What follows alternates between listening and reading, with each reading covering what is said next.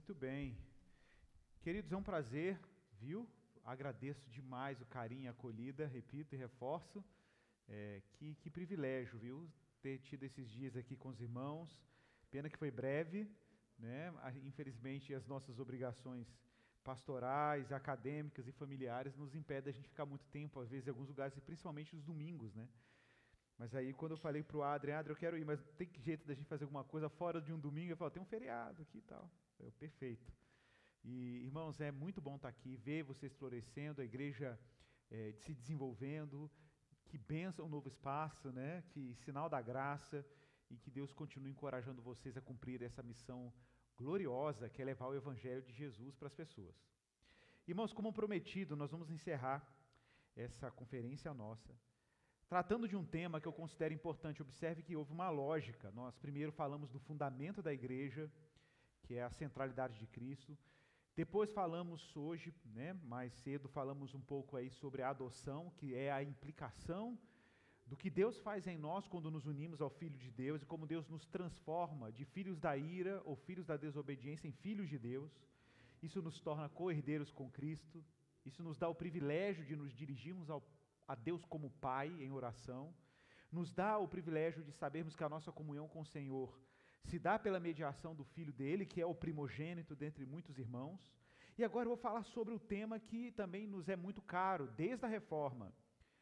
Os teólogos costumam dizer que o grande projeto, apesar de Lutero ter ficado conhecido, João Calvino e outros reformadores, John Knox, né, se você pega o Melanchthon, você vai ver esses grandes reformadores ficaram conhecidos muitas vezes por debates ligados à doutrina da salvação. Mas, na verdade, o grande trabalho que muitos desses homens fizeram não era nem no campo da doutrina da salvação, era no campo da natureza da igreja. Então, falar o que é igreja, o que significa ser igreja, era um tema caríssimo para a Reforma. E eu queria te convidar já a abrir a sua Bíblia em Efésios, capítulo 2, verso 14. Vamos ler aí até o verso 22, Efésios 2, 14. Efésios 2, 14 até o verso 22. E o tema é Igreja, uma família em forma de cruz. Uma família em forma de cruz. Efésios 2, 14. Leremos aí até o verso 22. Leio aqui na Nova Almeida Atualizada. Mas você pode acompanhar com a sua versão aí, viu? Bom, assim diz o texto sagrado. Porque Ele é a nossa paz, o qual de ambos fez um.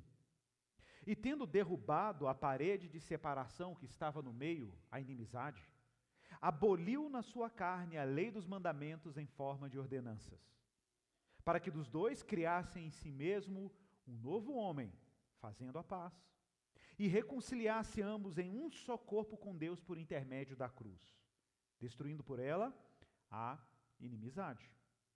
E vindo evangelizou paz a vós outros que estáveis longe, e também aos que estavam perto, porque por ele ambos temos acesso ao Pai em um Espírito. Assim, já não sois estrangeiros e peregrinos, mas concidadãos dos santos, e sois da família de Deus, edificados sobre o fundamento dos apóstolos e profetas, sendo ele mesmo, Cristo Jesus, a pedra angular, no qual todo o edifício bem ajustado cresce para santuário dedicado ao Senhor, no qual também vós, juntamente estáis sendo edificados para a habitação de Deus no Espírito. Irmãos, falar de igreja é entrar num terreno extremamente rico, apaixonante. A igreja de Jesus não é um acidente de percurso. E é importante a gente deixar claro já desde o início o que a igreja não é.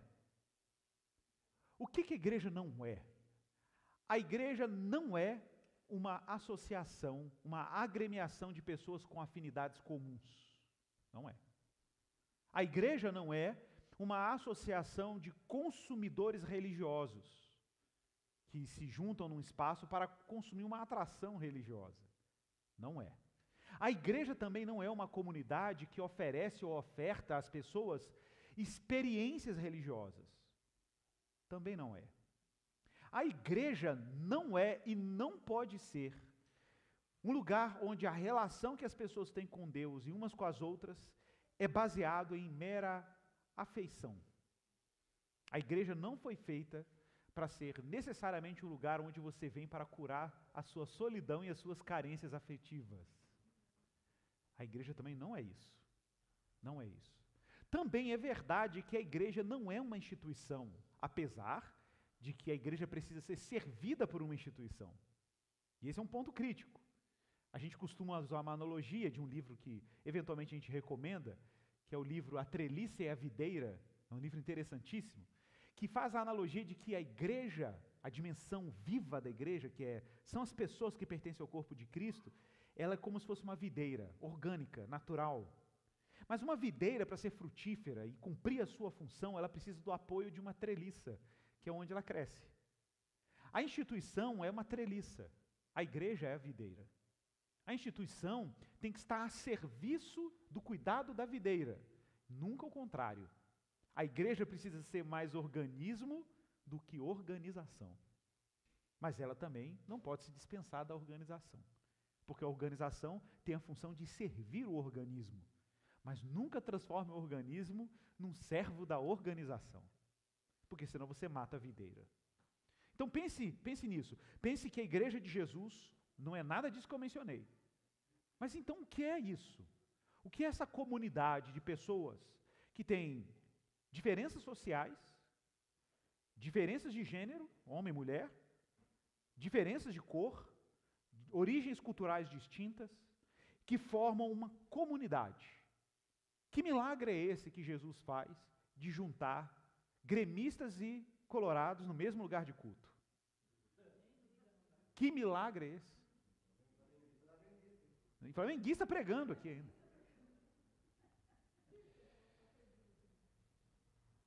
Para a gente entender o que é a igreja, que milagre é esse, quem andou fazendo esse milagre pelo mundo, a gente precisa entender antes por que as pessoas se tornaram tão inimigas umas das outras.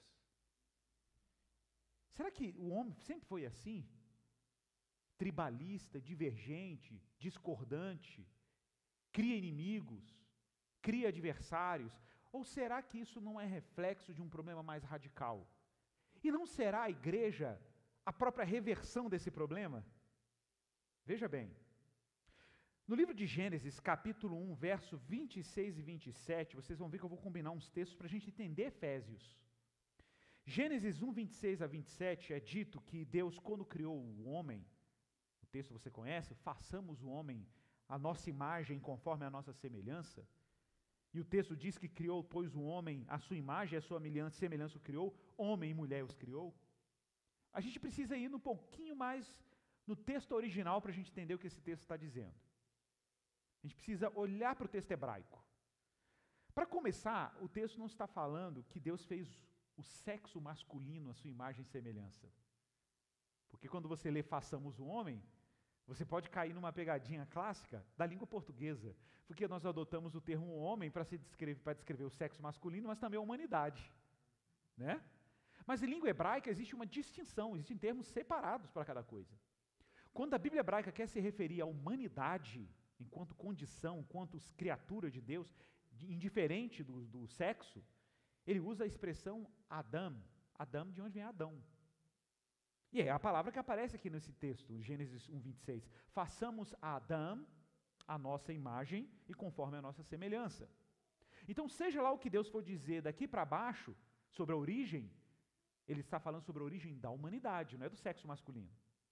E aí o texto diz, e criou Deus Adão, o homem, de novo é Adão no original, a sua imagem e a sua semelhança os criou. E aí o texto introduz a distinção. Zahar Venikvá, em hebraico, homem e mulher, ou macho e fêmea, os criou.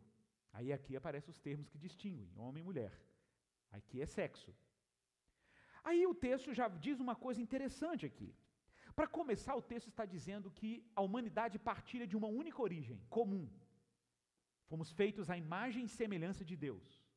Mas o que é curioso é que essa natureza una do ser humano, observe, é una, possui dentro dela uma diversidade. Qual é a diversidade? Homem e mulher. Homem e mulher. Então guarde isso. O que é o ser humano na sua origem? Uma unidade composta de uma diversidade. Simultaneamente. Ao mesmo tempo. Guarde isso na mente aí. Gente, tudo que eu falo tem uma lógica, tá? Então se você se perder, você vai perder o resto da pregação, da mensagem. Acompanhe. Gênesis 2:18. Olha que interessante. O Senhor diz assim: não é bom que o homem esteja só. Não é bom que o homem esteja só. Aí você pode pensar assim, de novo, lá vem ele. O homem não esteja só. Vou fazer uma auxiliadora. O que muita gente, quando lê esse texto, imagina? Tem um homem, o macho está sozinho, e aí Deus cria a mulher para curar o macho da sua solidão masculina. Muita gente lê esse texto assim. Mas não é isso que o texto está dizendo. O que o texto está dizendo, não é bom que Adão esteja só. A humanidade, não é bom que a humanidade esteja só. Porque Deus está olhando para Adão, andando no jardim, andando no jardim, não tinha mulher. Aquele Adão, você podia chamar ele de homem, a gente só pode chamar ele de homem depois que a mulher foi criada. Porque sem a mulher ter sido criada, o que ele é? Ele é a humanidade. É a humanidade sozinha no jardim. É uma humanidade solitária. E você conhece Gênesis, claro que você conhece. Todos os dias Deus, quando cria, vê que é bom, não é isso? E viu que era bom, e viu que era bom, e viu que era bom. De repente Deus olha para Adão sozinho no jardim e tem alguma coisa que ele fala que não é bom. O que não era bom? A solidão da humanidade em Adão. Não é bom que o homem esteja só. A palavra só em hebraico é levador. Levador em hebraico quer dizer destacado, isolado, em si mesmado. Então observe que entre o caráter divino e o Adão solitário, Deus olha para o homem que tinha sido feita a imagem e semelhança dele e fala, tem alguma coisa aqui que não é bom. Claro. Voltando para Gênesis 1:26, não sei se você percebeu, o verbo que é utilizado quando Deus cria Adão, a humanidade, é façamos. Nenhum outro momento da criação de Deus é usado um verbo no plural para criar. Por que aqui aparece no plural? Porque o texto diz alguma coisa sobre quem Deus é e diz alguma coisa sobre quem Deus está criando. Quem Deus é? Ora, olhando para o texto de Gênesis simples e puramente, é muito difícil, mas se você olha para toda a história da revelação divina, fica evidente que Deus não é solitário também. Deus é comunidade, Deus é trindade, Deus é Pai, Filho e Espírito Santo, Deus é uma família antes de qualquer família existir. Então, por que ele fala no plural? Porque Deus é plural. A ênfase do verso 26 é que Deus é plural na sua unidade. Assim como Adão é uno, Deus é uno. Assim como Adão é uma unidade, mas que tem uma diversidade, homem e mulher, Deus é uma unidade, mas tem uma diversidade como Pai, Filho e Espírito Santo na sua pessoa. A natureza é uma, Deus. A natureza é uma, humanidade. Pessoas são distintas, Pai, Filho e Espírito. A humanidade tem sexos distintos, homem e mulher. Veja que a base, a fundação da vida comunitária humana nasce nessa primeira diversidade, numa unidade, que é a distinção homem e mulher. E Deus fala, não é bom que o homem esteja só. Olha, para Deus dizer que não era bom o homem estar só, ele tinha que ter um critério para comparar. Qual era o critério? Ele mesmo. Claro, se a humanidade é feita à imagem dele, sendo Deus uma unidade e uma diversidade ao mesmo tempo, a humanidade não podia ser diferente. Não era bom que a humanidade estivesse só. Então Deus introduz uma auxiliadora. Deus introduz uma auxiliadora idônea. A palavra idônea em língua hebraica, nigdo, quer dizer que ele seja equivalente. Da mesma condição, da mesma natureza. E é nesse cenário que Deus introduz a diversidade na humanidade. O primeiro passo em direção à diversidade é a diferença entre homem e mulher. Apesar de ambos compartilharem a mesma natureza, humanidade, são distintos ao mesmo tempo. Até aqui, está claro que Deus destinou o homem para viver em comunidade. A gente chama isso na teologia de mandato social. É o mandato divino para a gente viver em comunidade. Então, um ser humano que vive isolado está indo contra a sua natureza. Porque Deus nos criou para viver em comunidade. A comunidade básica, o casamento, depois a família estendida, depois as tribos, as sociedades, e aí as diferentes comunidades que nós fazemos parte. Contudo, nós sabemos da história. Sabemos que essa criatura feita à imagem e semelhança de Deus, desobedece o seu Criador, cai na condição de pecador e pecadora, e o primeiro efeito do pecado em Adão e Eva, em específico Adão, foi a mulher que tu me deste. É o primeiro registro de um conflito social. Um conflito social. Foi a mulher que tu me deste. Estava bom eu sozinho, né? Mas o Senhor me deu uma mulher, criou a diversidade, e olha aí, já deu um conflito. Já deu um conflito. Claro que o conflito social se agrava. Se agrava culminando numa outra cena de Gênesis que você se lembra muito bem. A história de um irmão que matou outro irmão. É o primeiro registro de irmãos brigando contra irmãos. Atenção. Caim e Abel. Mas uma coisa que pouca gente observa nessa história, Gênesis capítulo 4, verso 4, que diz que Abel, por sua vez, trouxe as primícias do seu rebanho e da gordura, e agradou-se o Senhor de Abel e de sua oferta, ao passo que de Caim e de sua oferta não se agradou. Irou-se, atenção, irou-se, pois, sobremaneira Caim, e descaiu-lhe o semblante. Aí a pergunta que surge é, Caim mata Abel porque tinha raiva do seu irmão? Esse é o ponto crítico. Esse é o ponto crítico desse texto. Caim não mata Abel porque tinha raiva do seu irmão. Ele tinha raiva de Deus. O ressentimento de Caim era contra Deus. Mas por que ele mata o seu irmão? Porque ele não podia matar Deus. Então ele mata quem tem a imagem de Deus. Ele viola a dignidade daquele que tinha a imagem de Deus estampada no seu rosto. Porque Deus criou o ser a sua imagem e semelhança. O que tinha de mais próximo da divindade naquele momento era o seu irmão. E foi sobre o seu irmão que ele infligiu a sua violência. Eu costumo dizer que se Deus aparecesse hoje aqui para nós todos, ou pelo menos se Deus aparecesse diante de Caim naquele momento, o que Caim faria? Caim ia matar Deus. Porque ele estava com raiva do Criador. Ele estava indignado, porque ele aceitou a oferta de Abel e não considerou a sua oferta aceitável. Cheio de justiça própria, cheio de indignação própria. E aí o verso 6 diz que, então lhe disse o Senhor, por que andas irado e por que descaiu o teu semblante? Olha a pergunta de Deus para Caim. Se procederes bem, não é certo que serás aceito? Se todavia procederes mal, eis que o pecado jaz à porta, o seu desejo será contra ti, mas a ti cumpre dominá-lo. Disse Caim a Abel, seu irmão, vamos ao campo. Estando eles no campo, sucedeu que se levantou Caim contra Abel, seu irmão, e o matou. E disse o Senhor a Caim, onde está Abel, seu irmão? Olha que parte interessante. Ele respondeu, não sei, por acaso eu sou tutor do meu irmão? Olha que resposta mal criada. Por acaso eu sou tutor do meu irmão? Claro que sim, que ele era o tutor. Agora veja que contraste. A imagem de um irmão se isentando da responsabilidade de outro irmão, e lá em Jesus vem e fala assim, ama o teu próximo como a ti mesmo. Em outras palavras, Jesus está dizendo, vai ser tutor do seu irmão. Vai ser tutor do seu irmão. Acompanhe. E disse Deus, que fizeste? A voz do sangue do teu irmão clama da terra até mim.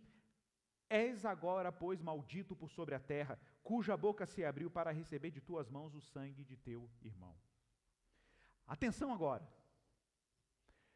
Inimizade contra Deus gerou uma inimizade contra o próximo. Uma tensão contra Deus criou uma tensão com o próximo. E por que isso é importante? Porque por trás de toda intolerância social, se você cavar toda intolerância relacional, cave, faça uma genealogia, você vai chegar numa intolerância contra Deus. Porque a raiva de Caim não era contra Abel. A raiva da humanidade não é contra o próximo. A raiva da humanidade é contra Deus. E nós projetamos esse ressentimento contra o próximo. Por quê? porque é aquele que tem a imagem de Deus estampada mais próximo de nós, tirando nós mesmos. Então a raiz da violência humana, da intolerância humana, da dificuldade de convívio social humano, esconde uma raiva contra o Criador. Essa é a gênese de toda violência. Essa é a origem de todo o mal. Eu costumo dizer que o ser humano é portador de uma pulsão deicida. Deicida no sentido de querer matar Deus. É o que se esconde por trás de toda violência. Jesus, em Mateus 5, no Sermão da Montanha, vai juntando as peças. Mateus capítulo 5, verso 21 e 22, no Sermão do Monte, Jesus diz: ouviste o que foi dito aos antigos? Não matarás? Citando aos 10 mandamentos. Não matarás? E quem matar estará sujeito a julgamento? Gente, por que Deus deu o mandamento para os judeus, para os israelitas, de não matar? E depois estendeu isso para a humanidade. Porque parecia óbvio que se o povo estivesse ressentido contra Deus, isso se refletiria em violência contra o próximo. E o ápice da violência é, obviamente, o homicídio. Agora, se o povo está bem com Deus, se o povo está em paz com Deus, isso se refletiria em paz e amor ao próximo. Então pense, inimizade vertical gera inimizade horizontal. Inimizade contra Deus, intolerância contra Deus, gera intolerância contra o próximo. Jesus diz, o que foi dito no mandamento, não matarás? Gente, é claro, olha o que Jesus faz. Jesus está dando um destaque de que o que está por trás do mandamento não é simplesmente não matar. É que para Deus ter criado um mandamento dizendo para o homem não matar, significa que o homem está numa condição de alienação de Deus, distante de Deus, que ele tem que lidar com uma raiva radical na sua vida contra o Criador. E aí Jesus amplia o mandamento, ele diz, não, peraí, quem matar, eu porém vos digo, verso 22, Mateus 5, 22, que todo aquele que sem motivo se irar contra o seu irmão, estará sujeito a julgamento. E quem proferir um insulto a seu irmão, estará sujeito a julgamento do tribunal. E quem lhe chamar de tolo, estará sujeito ao inferno de fogo. E talvez você diga assim, nossa, é só isso, só por causa disso que a pessoa vai para o inferno? Não, gente, a ênfase de Jesus não é essa. A ênfase de Jesus não é simplesmente porque alguém chamou o outro de tolo. A ênfase de Jesus é a sua intolerância contra o próximo é reflexo da sua intolerância contra Deus. É claro que você não pode habitar com Deus eternamente. Porque Ele é o objeto da sua raiva, refletida na sua raiva contra o semelhante. Então o que fizemos até agora? Fizemos uma genealogia da violência e da intolerância. Por que o ser humano tem dificuldade de viver em comunidade? E por que a gente cria tribos? Por que a gente cria polarizações? Por que a gente cria ressentimento contra o outro? Por que a gente é intolerante contra o outro? E aí a gente tem que voltar a outra pergunta, e por que a igreja é possível? Paulo em Romanos capítulo 5, e aí depois nós voltamos para Efésios. Paulo vai falar que o nosso ministério, o ministério que Deus confiou a ele, confiou à igreja, é o ministério da reconciliação. Romanos 5,10. Porque se nós, quando inimigos, olha o que Paulo está dizendo, se nós, quando inimigos de quem? Inimigos de Deus. Éramos inimigos de Deus, é isso que Paulo está dizendo. Se nós, quando inimigos, fomos reconciliados com Deus, porque Ele era o nosso inimigo. Nós olhávamos para Deus como nosso adversário. Aí você fala, não, que nada, eu tinha um adesivo no meu carro, Deus é bom, Deus é fiel. Mas as nossas obras diziam que Ele era o nosso adversário. Todas as nossas obras. Elas davam evidência de que a gente tratava Deus como um adversário. Eu costumo dizer que quando a gente se converte ao Senhor, a gente não consegue pecar mais em paz. A gente não peca mais em paz. Porque agora não somos mais inimigos. Olha a linguagem de Paulo. Porque se nós, quando inimigos, fomos reconciliados com Deus mediante a morte do seu Filho. Você prestou atenção nisso? Para Deus te transformar de inimigo dele em seu amigo, Deus teve que julgar a raiva que você tinha contra o Criador. A raiva de Caim, Deus teve que julgar a raiva de Caim no filho dele. Não parece irônico isso? Se o sonho, o projeto de Caim, naquele momento que ele matou seu irmão, era matar a Deus, um dia que Deus veio ao mundo, igual a gente, em carne, o que fizemos com ele? Entendeu? Realizamos o nosso velho sonho. Realizamos o nosso velho sonho. Puxa, que oportunidade. É o momento da humanidade se vingar de Deus. Deus veio, oh beleza, nós vamos espancá-lo, cuspir, crucificá-lo, colocar ele numa cruz, colocar cravos na mão dele, humilhar ele publicamente, erguer ele no madeiro. Ali nós despejamos todo o nosso ressentimento contra o Criador. O que nós não esperávamos é que na medida que golpeávamos furiosamente Deus em carne, o Deus em carne violentado na cruz, e que se deixou violentar na cruz como uma ovelha muda perante os seus tosquiadores, não abriu a boca, foi esmagado pelas nossas iniquidades, na medida que ele era golpeado e que o seu sangue esguichava, ele devolvia aos seus algozes graça salvadora em abundância. Como diz John Stott, na medida que ele era vencido, ele vencia.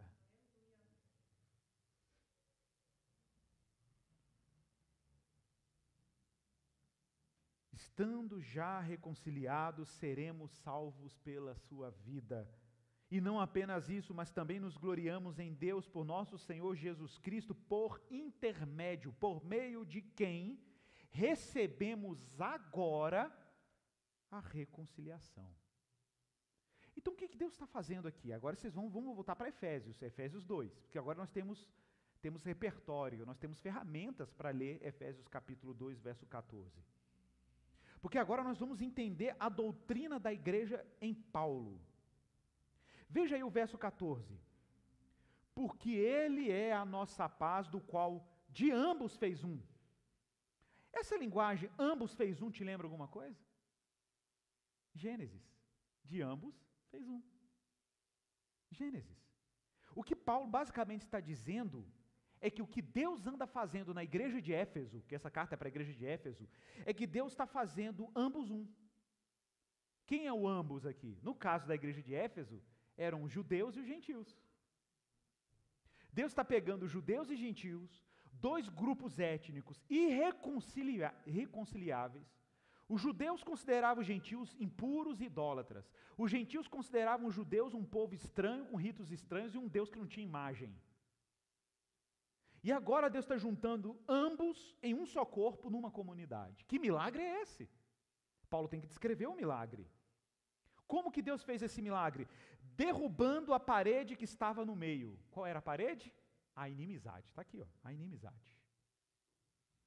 Que inimizade? Aquela antiga inimizade que a queda introduziu, que fez Adão expor Eva, que fez Caim matar Abel, que fez os homens, autoridades políticas e religiosas crucificarem o Salvador. É a inimizade que coloca tensão entre homens e homens, criaturas e criaturas feitas à imagem de Deus. É a intolerância humana de uns contra os outros. Deus está implodindo com a inimizade na sua cruz. E como ele está fazendo isso? Derrubando a parede de separação que estava no meio. Aí eu preciso dizer para você o que era essa parede, de forma mais clara. Gente, para quem não sabe, em Jerusalém, lá em Israel, tem as ruínas do templo de Jerusalém, do antigo templo. Tem no Museu de Israel. Inclusive no museu, se você for lá, você vai ver uma placa escrita em língua grega. Essa placa era da época de Jesus.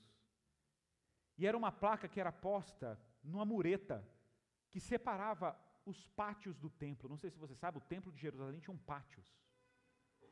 O pátio mais externo, mais longe do templo, era chamado do pátio dos gentios. Os não-judeus que visitavam Jerusalém só podiam ficar naquele espaço. No pátio intermediário, você tinha o pátio das mulheres, só as mulheres judias, separado por uma mureta do pátio dos gentios.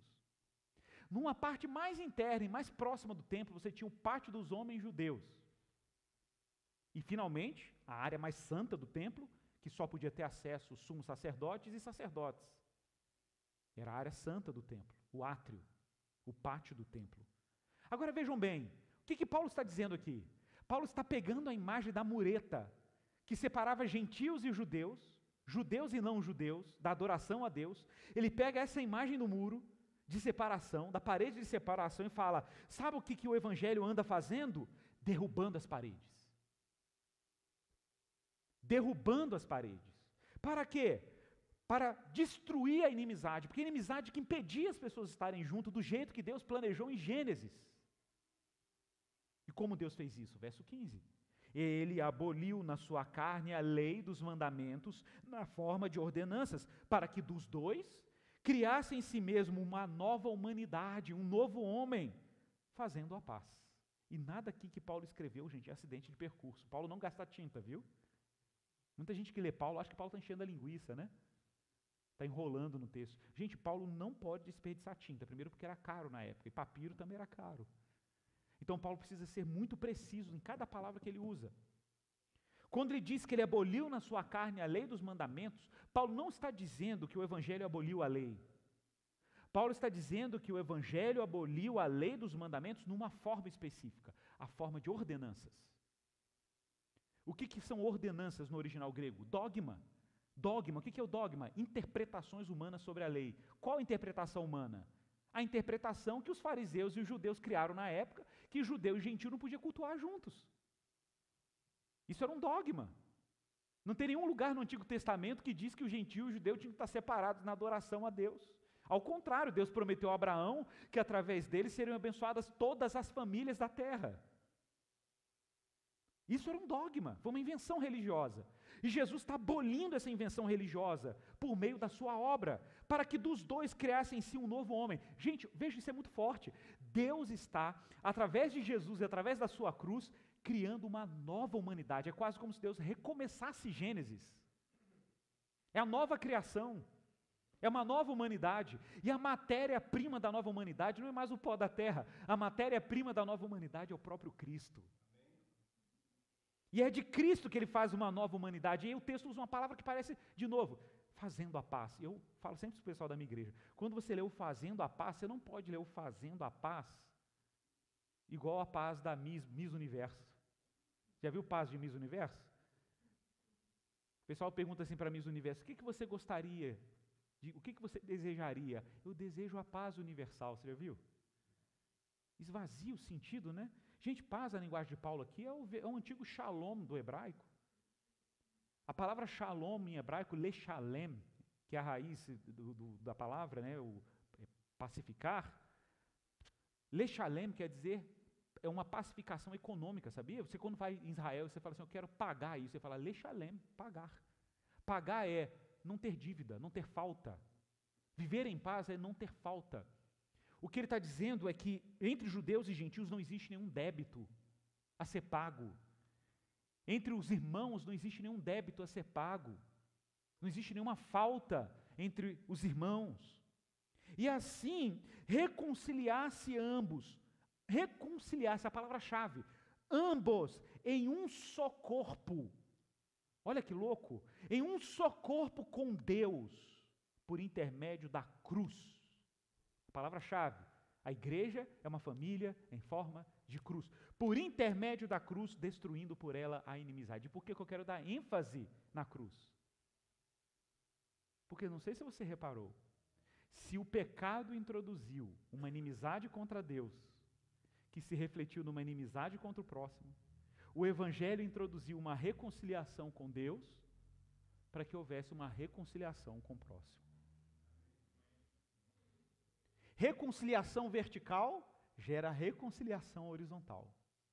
Se estamos mal com Deus, nós vamos mal com a igreja. Porque a gente não tolera ninguém. Porque a gente não tolera Deus.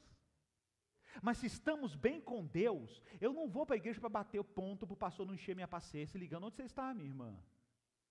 Eu vou para a igreja para celebrar a minha reconciliação com Ele, e agora eu tenho condição de estar reconciliado com o meu irmão.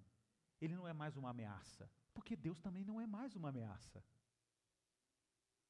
Por isso é claro era inevitável que de uma reconciliação com Deus nascesse uma igreja. A igreja cristã, meus irmãos, não é fruto de uma associação de pessoas que se juntaram e assinaram um estatuto. A igreja de Jesus é um milagre. A igreja de Jesus é o sinal de que estamos reconciliados com Deus. Por isso podemos andar juntos. Podemos andar juntos porque Deus destruiu por meio da cruz a inimizade. Eu agora não preciso me sentir constrangido ou com raiva se Deus me perguntar onde está o meu irmão. Eu não preciso responder de forma mal criada. Por acaso sou tutor do meu irmão? Eu não preciso responder mais a Deus de forma mal criada. Ao contrário, ao invés disso, Deus nos entrega um mandamento: amar o nosso próximo. E por que é possível amar o próximo agora? É possível amar o próximo porque agora eu amo a Deus. Amo a Deus, posso amar o próximo. É toda a linguagem de Paulo aqui. E Paulo avança, verso 17. E vindo evangelizou paz. O que evangelizou paz? Deus está anunciando, boa nova. Anunciando o quê? Que não tem mais tensão contra ele. Logo não tenho tensão contra o meu irmão. Evangelizou a paz. Evangelizou a paz, shalom. A vós outros que estáveis longe, se referindo aos gentios, e paz aos que estavam perto, se referindo aos judeus. Lembra do pátio? Quem eram que estavam longe lá no templo? Eram os gentios. Quem é que estavam perto? Eram os judeus. Então o evangelho da paz foi para os que estavam longe e para os que estavam perto. Para os que eram os estrangeiros e para os que eram familiares. Porque por Ele, por Jesus, ambos temos acesso ao Pai em um só Espírito. Vocês perceberam a trindade aí? Perceberam a trindade aí no verso 18? Por Ele, Jesus, ambos temos acesso ao Pai por um Espírito. A trindade está aqui, a dança trinitária está aqui, a família trinitária está aqui na igreja, fazendo a obra da igreja.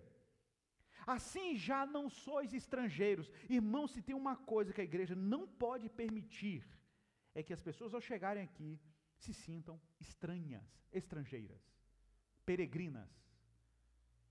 O que eu amo, rodando esse país e fora desse país, visitando igreja, tudo quanto é canto desse planeta, é que cada igreja cristã que eu entro, eu me sinto em casa. Eu me sinto em casa. Eu me sinto com velhos irmãos, velhos conhecidos. E por que isso é possível? Porque é o que está no verso 19. Assim não sois estrangeiros nem peregrinos, mas concidadãos, ou seja, a mesma cidadania dos santos, sois da família de Deus. A família de Deus, trinitária, que se reflete na igreja. Edificados sobre o fundamento dos apóstolos, dos profetas, sendo Ele mesmo, Cristo Jesus, a pedra angular. Eu vou falar da pedra angular. Quando eu fui a Israel em primeira vez, em 2005, depois eu fui outras vezes, mas em 2005, eu visitei um sítio arqueológico em Jerusalém, em que você tem a ruína, o que sobrou de uma casa. Era um prédio oficial dos judeus, e lá nesse prédio, a única coisa que sobrou desse prédio foi um arco de pedra, de blocos de pedra. É um arco de blocos encaixados que não tem argamassa. E eles ficaram em perfeita condição, em perfeito equilíbrio. Aí você fala, como é que esses blocos duraram 2.000 anos, nunca caíram aí de cima? Por uma questão física. Porque as pedras são colocadas umas do lado da outra, mas o que sustenta esse arco de pedra e faz o equilíbrio físico para ele não despencar, é uma pedra que tem um ângulo específico na parte de cima do arco, que ela encaixa e equilibra os outros blocos. Essa pedra é chamada de pedra angular. De um lado nós temos os apóstolos, do outro nós temos os profetas. Mas quem é que junta apóstolos e profetas numa única verdade? É a pedra angular, é Cristo. Todos eles apontam para a realidade de Cristo. O que sustenta a igreja, meu irmão? O que torna a igreja, igreja, é a centralidade de Jesus Cristo como nosso Senhor e Salvador. Essa é uma verdade que nós não abrimos mão. É a centralidade de Cristo. Inclusive, é a centralidade de Cristo que mantém a igreja sendo igreja. Tirou a centralidade de Cristo, ela vai virar outra coisa. Vai virar tudo aquilo que eu disse que igreja não é no início. Agremiação social, lugar de consumo religioso, lugar de entretenimento, lugar para você tentar curar suas carências, para você aparecer. Mas se a igreja está centrada na pedra angular, quem sustenta esse santuário? O próprio Cristo sustenta esse santuário. E aí o texto termina dizendo, no qual todo edifício bem ajustado, olha aí a pedra angular que faz, todo edifício bem ajustado cresce para santuário dedicado ao Senhor, no qual também vós juntamente estáis sendo edificados para a habitação de Deus no Espírito. Quero citar um trecho de um livro que eu super recomendo que você leia, chama Vida em Comunhão, do Dietrich Bonhoeffer, né, teólogo luterano. Um livro que eu falo que toda pessoa que precisa ressignificar a relação dela com a igreja precisa ler. Vida em Comunhão. Livro belíssimo. Olha o que Bonhoeffer vai dizer. Entre meu próximo e eu, está Cristo. A gente às vezes esquece disso. Jesus é mediador entre Deus e os homens, mas Ele também é mediador entre seres humanos e seres humanos. Bonhoeffer está dizendo que eu não posso, entre eu e meu próximo, está Cristo. Por isso não me é permitido desejar uma comunhão direta com o meu próximo. Deus não nos autorizou a termos comunhão com nenhum irmão. Comunhão direta com nenhum irmão. Nós não temos comunhão direta com ninguém. Nós temos uma comunhão mediada por Jesus. Eu só consigo ter autêntica comunhão com meu irmão se entre eu e ele tiver a mediação de Cristo. Tirou a mediação de Cristo, eu posso ser amigo, colega, companheiro, mas comunhão de irmãos só é possível pela mediação de Jesus. Acompanhe. Unicamente Cristo pode ajudá-lo, como unicamente Cristo pode me ajudar.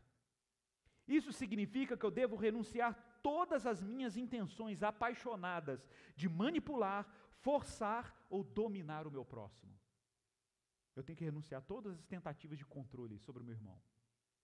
O meu próximo quer ser amado como ele é, tal como Deus o fez, independente de mim,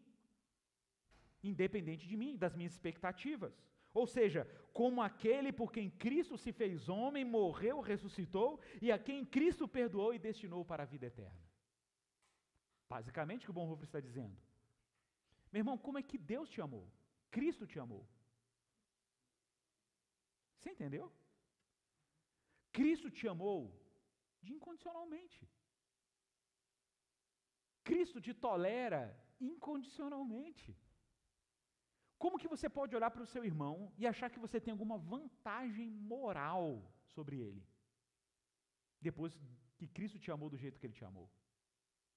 Por isso que o apóstolo João, em outra carta, vai dizer que aquele que odeia o seu irmão está em trevas. É óbvio? Óbvio. O que faz uma pessoa odiar um irmão? Além do desafeto com Deus, evidentemente, ele se vê numa superioridade moral ao irmão. E ao se ver uma superioridade moral, ele esqueceu o Evangelho. Porque o Evangelho não dá a oportunidade para ninguém se sentir superior a ninguém. Ao contrário, o Evangelho coloca todo mundo de joelhos diante da cruz. E ao colocar todo mundo de joelhos diante da cruz, eu não posso olhar para o meu irmão de cima para baixo. Eu tenho que olhar para o meu irmão na mesma altura, no mesmo nível, porque eu sei que ele foi amado por Deus como eu fui amado por Deus. Então eu tenho que amar o meu irmão como Cristo me amou. E Cristo me amou incondicionalmente, eu amo o meu irmão incondicionalmente. Ah, como é que eu consigo graça para isso? De novo, se você quiser fazer isso diretamente, você vai fracassar. Mas se você fizer isso mediado por Jesus, o seu irmão vai receber o amor que ele precisa receber. E que no fim, é o amor de Cristo por ele, pelas suas mãos, mas é de Cristo. E eu encerro com 1 João capítulo 3, verso 10. E veja como a linguagem de João, nesse texto, e esse texto eu tenho que ler, se você quiser abrir, vale a pena, primeira carta de João 3,10, finalzinho da Bíblia. Veja se não é exatamente um resumo de tudo que nós falamos aqui, inclusive citando Caim. 1 João 3,10 a 16. Nisto são manifestos os filhos de Deus. Falamos de adoção mais cedo. Nisto são manifestos os filhos de Deus e os filhos do diabo. Todo aquele que não pratica justiça não procede de Deus, nem aquele que não ama a seu irmão. Porque a mensagem que ouvistes desde o princípio é esta, que nos amemos uns aos outros. Não segundo Caim, olha o que João fala, não segundo Caim, que era do maligno e assassinou a seu irmão. E por que o assassinou? Porque as suas obras eram más e as de seu irmão justas. Irmãos, não vos maravilheis se o mundo vos odeia. Por que João fala isso? É evidente. Um cristão, quanto mais cristão ele for, mais odiado ele será. Por quê? Porque mais ele reflete a imagem de Deus. E quanto mais imagem de Deus você reflete, mais o ódio que o próximo tem, não cristão, contra Deus, será projetado em quem mais se parece com Deus. E essa é a ideia do João. João está dizendo, não vos maravilheis se o mundo vos odeia. Nós sabemos que já passamos da morte para a vida. Por que sabemos que passamos da morte para a vida? Por que sabemos que já estamos ressuscitados com Cristo? Qual é a evidência de que minha cova já está aberta? Qual é a evidência? Porque amamos os irmãos. Porque amamos os irmãos. Se você ama o seu irmão, a vida já começou, gente. A ressurreição já começou. A morte já está recuando. A indignação, a inimizade já estão derrotadas, a reconciliação já está feita, a cruz foi eficiente em você. Aquele que não ama, permanece na morte. Gente, João está dando diagnóstico. Se o seu coração é eventualmente incendiado por ressentimento, raiva, intolerância, fique esperto. Isso cheira a morte. É o que separa os filhos de Deus dos filhos do diabo.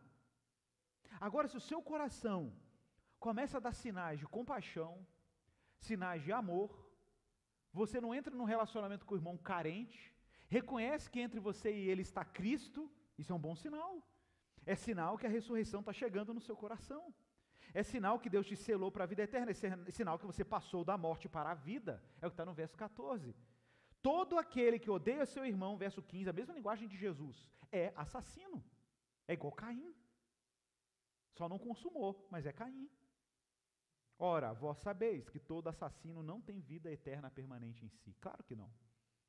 Ele está cercado da morte. Nisto conhecemos o amor. De onde você conhece o amor? Como que você sabe o que é o amor? Conclusão de João, que Cristo, ao invés de matar como Caim matou, deu a sua vida por nós. Deu a sua vida por nós e devemos dar a vida pelos irmãos. Simples assim. Ficou claro, meu irmão? A igreja de Jesus é um milagre.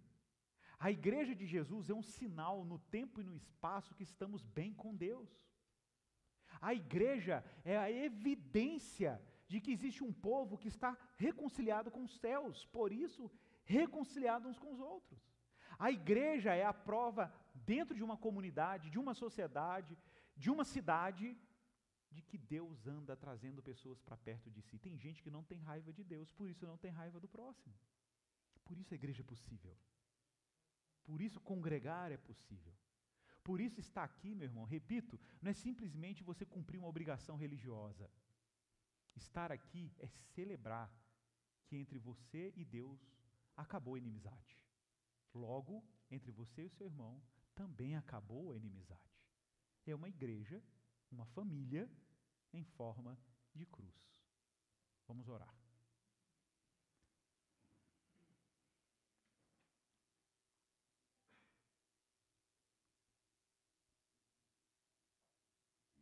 Senhor, que grande graça é estar aqui reunido com os meus irmãos.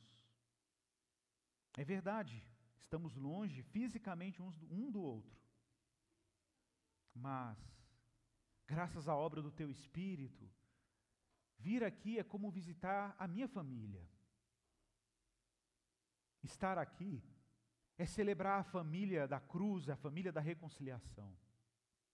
É aqui que esses meus irmãos celebram dominical e frequentemente o fato de que o Senhor os reconciliou contigo e o fez por meio de Jesus. Oh Deus, que coisa gloriosa!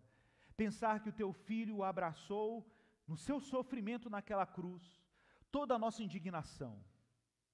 E que surpreendente saber que Deus transformou o sofrimento do seu Filho numa vitória sobre o nosso pecado e a nossa inimizade contra Ti. O Senhor nos derrotou pelo amor.